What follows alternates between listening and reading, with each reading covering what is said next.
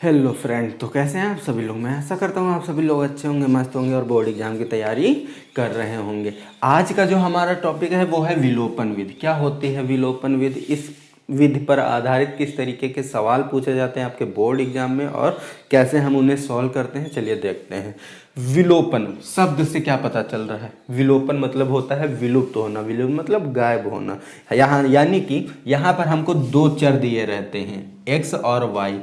इसमें भी x और y दो चर दे रखे हैं। इन दोनों चरों में से एक चर को गायब करके दूसरे चर का मान निकालना होता है। तो गायब कैसे करते हैं वो देखते हैं। तो इसके लिए हम ये क्वेश्चन सॉल्व करते हैं, इससे पता करते हैं किस तरीके से हम चर को गायब करते हैं।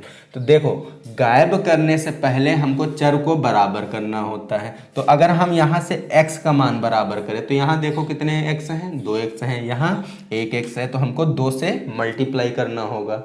और अगर हम y को बराबर करना चाहें तो यहाँ देखें कितने y हैं, 3y है, यहाँ पर 1y है, तो हमको 3 से बराबर, यानी कि एक टर्म बराबर करेंगे, या तो x वाला या तो फिर y वाला। तो हम यहाँ पर y वाला टर्म बराबर करेंगे तो इसे हम इक्वेशन 1 मान लेते हैं, पहला समीकरण, और इसे दूसरा समीकरण। तो हमको 3 लाना है, यहाँ 3 है तो 3 लाना है, तो 3 से हम इसमें गुणा कर देंगे। तो 3 से पूरे में गुणा हो जाएगा, तो यहाँ हो जाएगा 3x प्लस यहाँ भी आ जाएगा 3y बराबर में 5 3 15। ये इक्वेशन तीसरी बन जाएगी। ठीक है, अब हम देख सकते हैं यहाँ से 3y और 3y बराबर, और कहीं भी कुछ भी मान है, कितना भी ज़्यादा मान है फर्क नहीं पड़ता, हमको जो बराबर कर रहे हैं उसको ही ध्यान देना है। तो यहाँ पर 3y आपस में हो गए बराबर। अब क्या करेंगे, अब एक टर्म गायब करना है हमको, तो या तो फिर इस समीकरण दूसरे और तीसरे को या तो फिर जोड़ेंगे या तो फिर घटाएंगे, दो में से एक काम करना होता है। तो कब जोड़ेंगे और कब घटाएंगे ये हमको पता होना चाहिए। तो इसके लिए एक चीज़ आप जान लीजिए, अगर दोनों जो हमने बराबर किए हैं उनको, उनके चिन्ह अगर सेम सेम है, सेम का मतलब है कि या तो दोनों प्लस प्लस के हों या तो दोनों माइनस माइनस के हों। इस कंडीशन में हम जो दोनों समीकरण होंगे उनको घटाते हैं।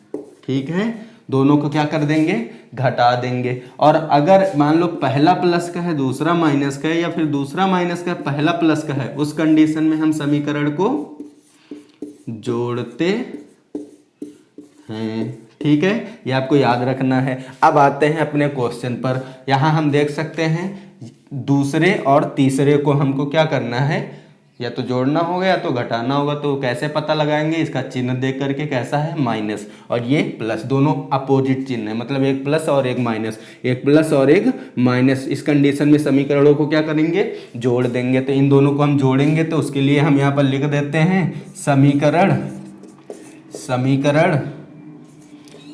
2 में 3 को जोड़ने पर। बहुत लोग कह रहे होंगे कि सर ये आप लिख क्यों रहे हैं। अरे भाई, अगर पूरे नंबर चाहिए तो लिखना होगा, क्योंकि हम जो काम करते हैं वो हमको बताना पड़ता है, इसलिए हम जो करने जा रहे हैं वो लिख करके बता रहे हैं। ठीक है, अब लिख देते हैं समीकरण 2 कौन सा था हमारा, ये 2x माइनस का 3y बराबर में 4, और तीसरा समीकरण था हमारा 3x प्लस का 3y बराबर में 15। क्या करना था, इन दोनों को जोड़ रहे थे तो जोड़ देंगे, ये प्लस ये प्लस ये प्लस, ये जोड़ते हैं। तो यहाँ पर देखो ये कैसा होगा, प्लस का होगा, तो प्लस गुणा प्लस से करेंगे, ये प्लस का ही आएगा। तो 3x और प्लस का 2x मिलकर के 5x हो जाएगा। अभी यहाँ पर देखो प्लस गुणा प्लस से करेंगे तो ये पूरा प्लस का 3y और ये माइनस 3y एक दूसरे से कट जाएगा। तो ये खत्म, विलुप्त हो गया, गायब हो गया, वही हमको करना था। बराबर ये प्लस का 15 प्लस का 4 हो जाएगा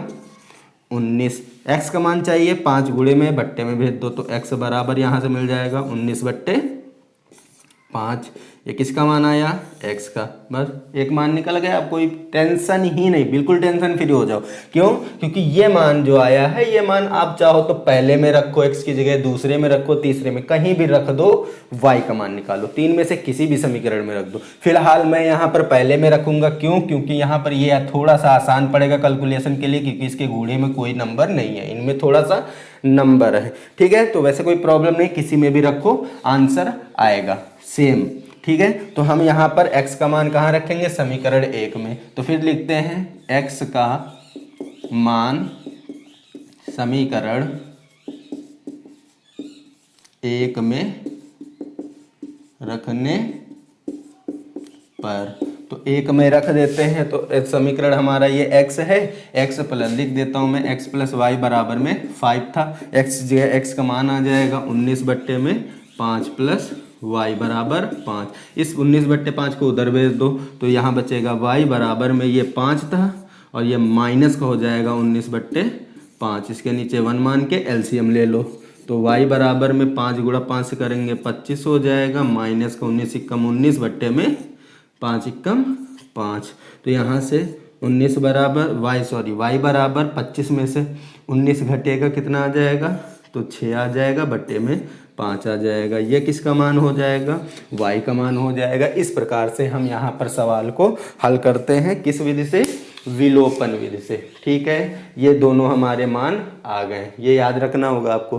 ठीक है, इस तरीके से हम सवालों को हल करते हैं दोस्तों। तो लगता है अगर आपको कि इस वीडियो से अगर हमको कुछ सीखने को मिला है तो वीडियो को लाइक कर दीजिएगा। अगर चैनल पर नए हैं तो चैनल को सब्सक्राइब करना मत भूलिएगा। तो मिलते हैं एक नए टॉपिक के साथ नए वीडियो में, तब तक के लिए जय हिंद, जय भारत।